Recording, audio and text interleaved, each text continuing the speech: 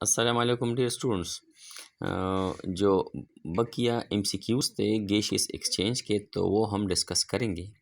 तो 21 जो है वो है the destruction of wall of alveoli scarred. तो नमूनिया इसको कहते हैं एम्फीसीमा, एस्थमा और ब्रोंकाइटिस। तो जो डिस्ट्रक्शन ऑफ एल्विलाई होता है तो ये एम्फीसीमा में होता है, तो ये हमारा जो है ये आंसर होगा। अब द इन्फ्लेमेशन ऑफ ब्रोंकाई और ब्रोंकियोल स्कार्ड।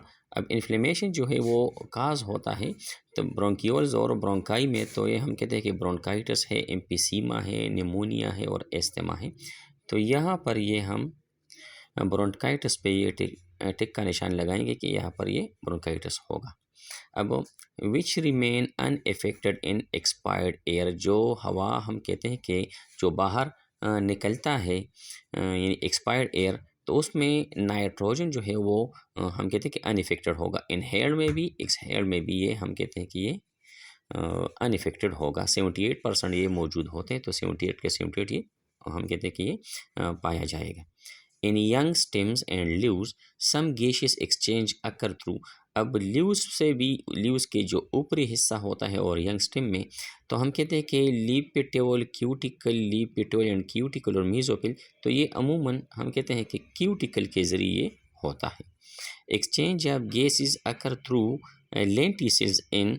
तो लेंटिसेल्स में हम कहते हैं कि वुडी स्टेम भी होता है, इसके अलावा मेच्योर रूट भी होता है।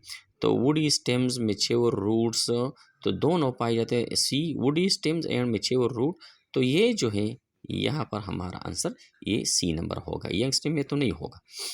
अ flap of tissue which guard glottis is. तो ग्लोटिस को प्रोटेक्ट करने के लिए जो ऊपरी फ्लैप होगा तो एपिग्लोटिस होगा। लेरिंग्स, एपिग्लोटिस, पेरिंग्स और रिब्स, तो ये हमारे पास एपिग्लोटिस होगा।